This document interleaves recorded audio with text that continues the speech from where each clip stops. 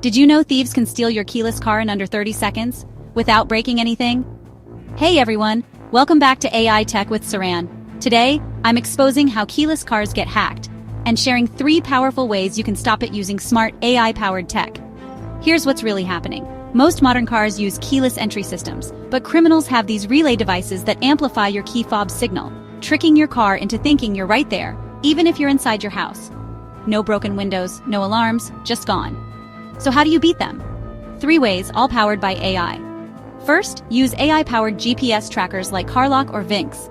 These little gadgets monitor your car's location 24/7 and send instant alerts to your phone if it moves unexpectedly.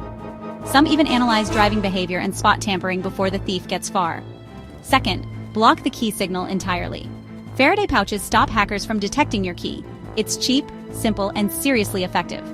Bonus, some smart pouches even alert you if your keys are left out in the open. Third, try AI dashcams with motion detection. I'm talking about cameras like OwlCam or Ring Car Cam. They start recording the moment someone gets close to your ride and send alerts straight to your phone.